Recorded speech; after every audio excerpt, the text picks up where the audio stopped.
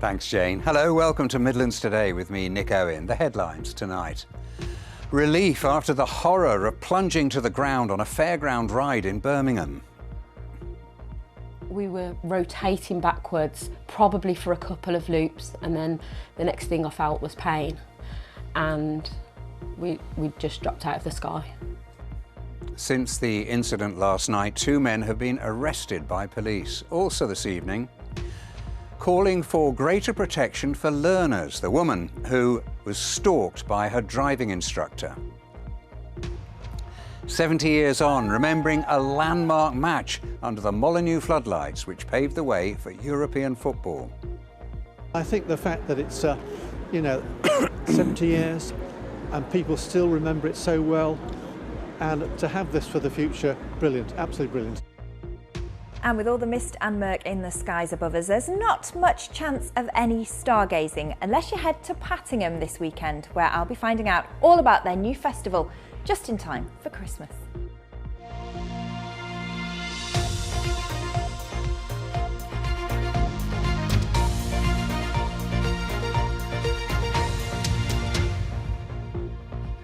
Good evening.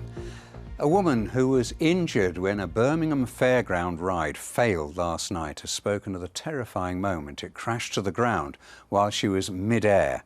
2 people were taken to hospital after the 55-metre-high City Star Flyer ride lurched backwards and then dropped.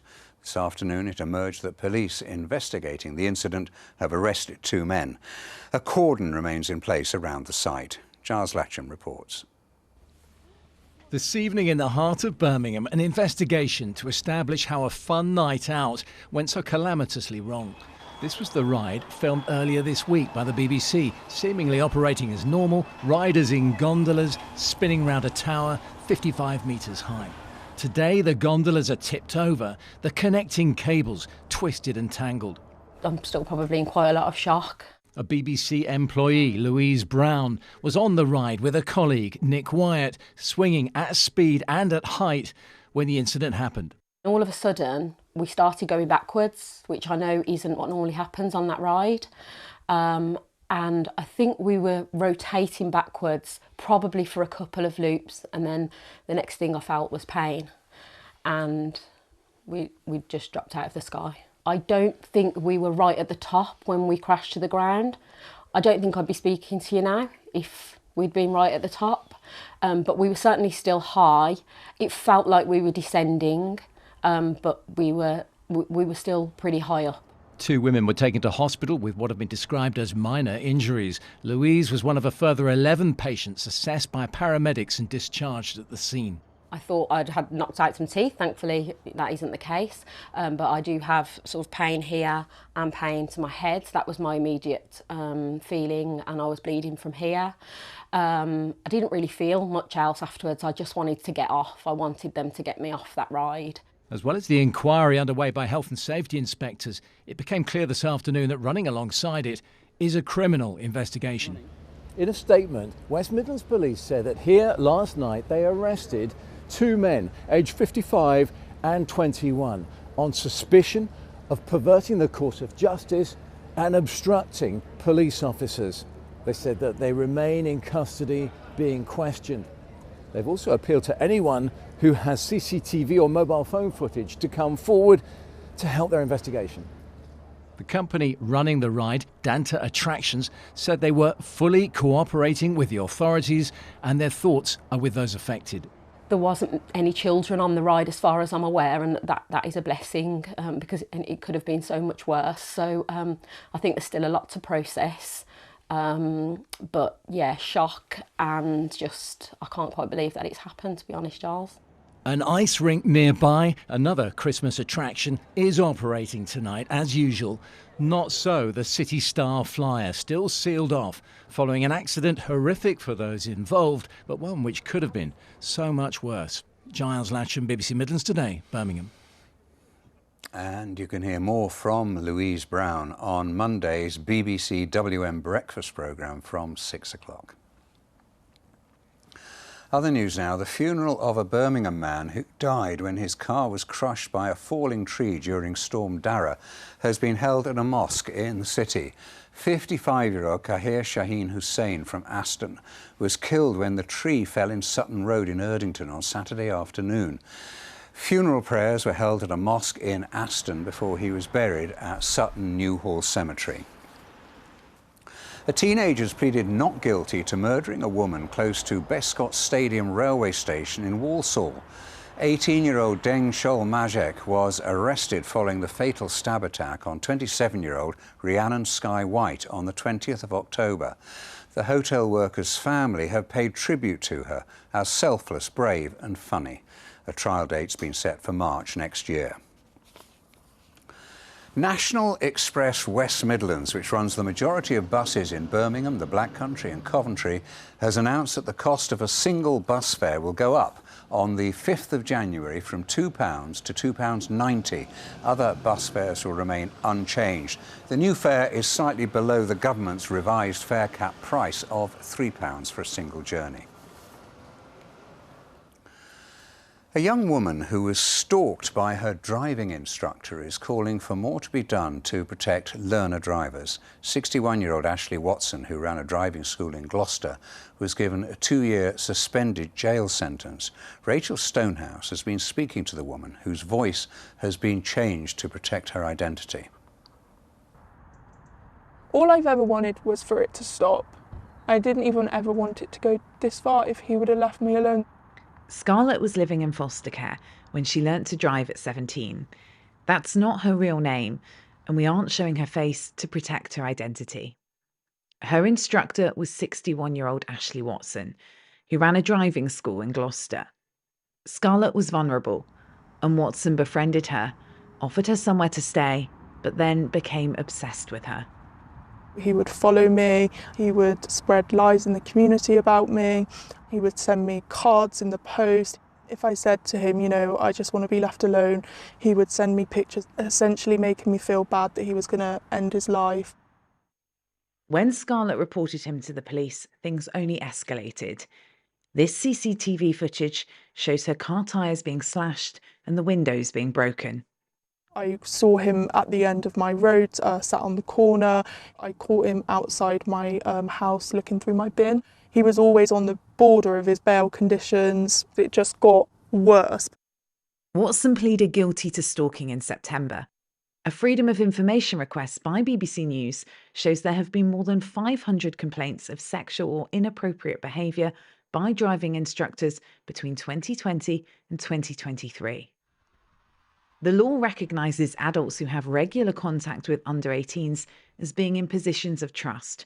Driving instructors are not currently included in this. Ashley was in a position of power over me as a 17-year-old, and that even though he is in a position of power, the law doesn't actually recognise him as in a position of trust, as a teacher would, and more needs to be done with driving instructors as a profession to safeguard pupils. In response, the Driving and Vehicle Standards Agency told us it takes complaints against instructors very seriously, and victims should feel they can come forward. He almost took my life away without actually killing me. What I'm worried about is that this isn't going to stop. Rachel Stonehouse, BBC Midlands Today. Well, if you've been affected by what you've just seen, you can contact the BBC's Action Line, which is open 24 hours a day. A widower whose wife was given end-of-life care but St Giles Hospice is calling on the government to fully fund hospice places. The hospice, which is based in Staffordshire, has launched an urgent appeal for help, saying spiralling costs and the increase in employer national insurance contributions will have a significant impact on the help it can offer. Joan Cummins reports. Life has changed for Sean and his children since Mum Felicity died peacefully in St Giles Hospice in Lichfield last year. I truly believe to this day that she didn't die in pain and she died peacefully, and that, at that bit alone, I think is I'll always be very thankful for. And who knows what would happen in hospital with how stretched they are. Who knows? The hospice have continued to support Sean and his family emotionally, but he started fundraising for them, having learnt that they're so reliant on public donations. And I never thought in a million years at 38 I would be in this position and would ever see a loved one, certainly my wife, dying in a hospice at 37. So they need to be fully funded for everybody, you know, because you just never know when you may need one yourself or when your loved one needs one. I couldn't believe that they're able to put that service on with most of their money coming from voluntary contributions and donations. So I was mortified, to be honest, when I heard that. Last month, St Giles announced redundancies and bed closures in an attempt to plug a £1.5 million funding gap. But national insurance increases mean the hospice is now faced with another £200,000 bill.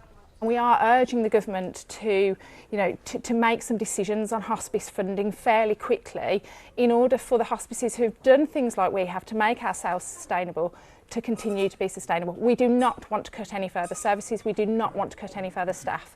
Charity shops are a financial lifeline, but the cost of living pressures and now construction work outside their main shop in Tamworth is taking its toll. You say you're losing £300 a day in this store alone. That doesn't seem much. To look after a patient for 24 hours, that's half of a day's care for a patient at £300. So it is significant, and if you total that up over the number of days that a shop is open, that could have significant impact on our patients. Tamworth Borough Council have apologised for disruption to retailers. The hospice say they're hopeful that once again the general public will help them help people like Sean and his family at their most difficult time. Me and the kids will have scars for the rest of our lives. Of course we will. And I have bad memories of the whole cancer journey. There was lots of bad news and bumpy roads. And although obviously St Giles was the end, it certainly wasn't the worst in the journey. It was the most comforting bit, if I could say that in a rather strange way, because well, obviously it's devastating, but they made it nice. That was Sean Collins ending that report. The Department of Health said the government was working to make sure that everyone has access to high-quality end-of-life care, and that hospice funding for next year will be set out in due course. Well, it's great to have you with us at the start of the weekend here on Midlands Today. Coming up, a well-deserved Unsung Hero Award for a woman who's been an inspiration for young footballers. And for the last few years, it's generally been the Christmas tree that gets the festival at this time of year, but not at Pattingham. Oh no, it's all about stars here. I'll be finding out a little bit more later, and I'll have your full weather forecast.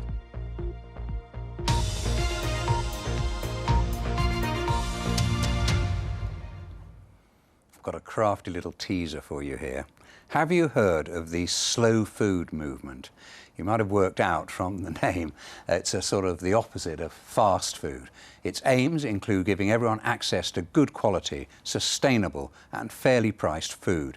This region's actually a leader in this area. Of the 8 UK winners of this year's Slow Food Awards, 4 are from the West Midlands. Joanne Riddle has been to Shropshire to find out more. Wolverhampton produces cured meats at Stapleton in Shropshire using locally sourced pork and ingredients from suppliers nearby. He's won UK Producer of the Year in the Slow Food Movement's annual awards. Slow food started off in the early 1980s when a certain fast food giant moved into Turin. And really it's all about a kickback against that, and it's a celebration of good, clean, local food. Will buys from neighbouring Shropshire Truffles, one of the UK's only truffle farms. Local ale and ethically sourced spices. It's so important to use local ingredients because when they're all on your doorstep and are of such high quality, it would be a shame not to celebrate them. We live in such a great agricultural county which is full of great producers. Half of the UK's Slow Food Award winners are from the West Midlands. But what is slow food? Pretty much the opposite of fast food. So it's concerned about where your food comes from. It's more interested in the quality of the food rather than the quantity. So it's very much supporting small-scale farming and sustainable farming practices. Over in Shrewsbury, Keith Corden is a chartered environmental engineer by day, and he's started a coffee roasting business embracing ethical values. A year into his new venture, he's picked up Best Newcomer in the Slow Food Awards. We only work with merchants who have an impact on the community that they source their coffees from. So things like education, healthcare, or just teaching the farmers how to make the most of their produce. His coffee's named after endangered species in the countries he sources it from, like the leatherback turtle in Mexico and the Ethiopian wolf. Keith sells online and to independent shops and markets, and if they're local, he delivers it on his electric bike. Joanne Riddle, BBC Midlands Today, Shropshire. A medieval bridge in Warwickshire has reopened 4 months after it was damaged in a car crash. The 15th century bridge in Bidford-on-Avon has been closed since August when a taxi became wedged across it. It left some drivers having to take a 7-mile diversion to get across the river into the village. Warwickshire County Council said the repairs had been complex because the bridge is a Grade 1 listed structure.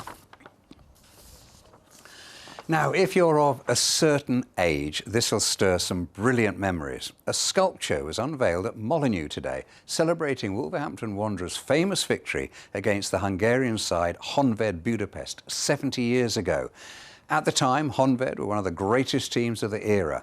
The Wolves' victory was hugely significant as it ignited the spark for the European Cup, Europe's most prestigious club competition. David Lum reports. 3, 2, 1. Made of steel and gold leaf, this sculpture celebrates one of the most important matches in Wolverhampton Wanderers' history. A comeback against the odds, a match that paved the way for the European Cup. I mean, the match was so special, and interestingly, I think he did shed a tear after they won, which is most unusual. That really meant a lot to him. The Hungarian champions Honvéd challenge Wolverhampton Wanderers at the Molineux ground, Wolverhampton. Almost 60,000 fans watched Wolves take on Honvéd at Molineux in December 1954. Honvéd were the Hungarian champions, and 6 of them played for a national team that had thumped England at Wembley. Wolves went 2-0 down, but in the second half they rallied and ultimately won 3-2. The crowd went wild, shouting and screaming and cheering. I mean, it was a wonderful win at the time. The team were lauded in the national press, but it didn't go down well in France. It certainly, at the very least, ruffled some feathers. That headline there says, non-Wolverhampton nest passed encore le champion du monde des clubs. So Wolverhampton are not the champions of the world. And they have said in that article they have a proposal for a new tournament, which ended up being the European Cup. And how much was this a factor? At the time, English football was built on the tactic of getting the ball wide to wingers who crossed for the forward to head home. Hungarian teams emphasised clever passing moves through the centre of the pitch and didn't use a conventional centre-forward. The Wolves manager Stan Cullis gave his apprentices, including a young Ron Atkinson, a secret mission. It's absolutely bucketing down with rain, and I'm telling you, it is raining. And you know what the manager, the legendary Stan Cullis, had us kids doing? No. Watering the pitch. And it's raining. My dad, Dennis Wilshaw, set up the second goal. He was an incredible player, an incredible goal scorer, and I just feel very proud. And there you have it, 1,200 miles from Real Madrid's Bernabeu Stadium, 900 miles from AC Milan's San Siro, and a permanent reminder of the role Wolves played in forming Europe's premier club competition. David Lum, BBC Midlands Today. Brilliant memories. Now, the Birmingham athlete Miles Hesson has had a basketball court in the city named after him today. He was the player who sank the winning shot and earned England their first ever gold medal in the 3x3 basketball at the Birmingham 2022 Commonwealth Games. The court is in a park in Hampstead where he grew up. I'm glad it's happened now. It's a great opportunity for kids to be able to come out and play on on a court that's designed for basketball, whereas a lot of the time when I was growing up, we were playing on football courts that had a basketball hoop on it. And I think this shows now that this is a basketball court, and you'll find a lot of kids here in the summertime playing. She's been an inspirational figure for young footballers in Birmingham, and now Asha Ragay has been named the BBC Sports Personality of the Year Unsung Hero for the West Midlands. Asha seen the Dream Chasers Club grow from a handful of players to hundreds. Nick Clitheroe reports. It's a bitterly cold night in Birmingham, but that never dampens the enthusiasm of Asha Ragay. Well done, Hanadi! Asha never intended to become a coach when she started the Dream Chasers football team 8 years ago to get kids off the streets. But she took the qualification after realising it would help to reduce the cost for hard-up families. Since then, the numbers have grown and grown, but one of her favourite achievements has been persuading parents to let their daughters give football a go. Some of the young people always tell me, you know, if it wasn't for you, we won't have this, because our parents, because they see you adult doing it, it become a normal to them. And before that, they used to say the girls are not allowed to play football, the girls are supposed to be inside the house. But now they said, what about Auntie Asha? She's there between the boys, she's playing, she's coaching the boys. Why can't you coach us? So then they have an excuse to come out of their house now. And which is, I'm so proud, at least the girl have equal opportunity as a male. She is very supportive and like a second mother to me, and ever since I started going to Dream Chaser, she's always been by my side, and if it wasn't for her, I wouldn't have started this amazing football journey. She's a good coach because she really supports us when we make mistakes, and she tells us that we're good no matter what. The club is about far more than football.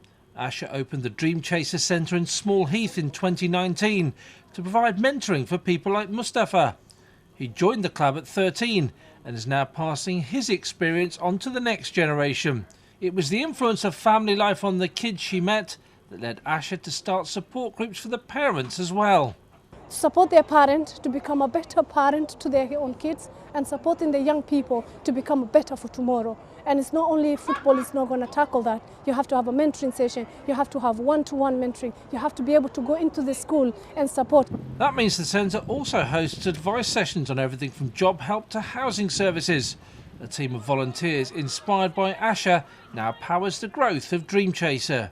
She put other people first rather than herself, and she gives 100% from day one up to now. She's there 7 days a week, no day off, and I'm surprised. I keep on asking her, saying to her, where do you get all that energy from?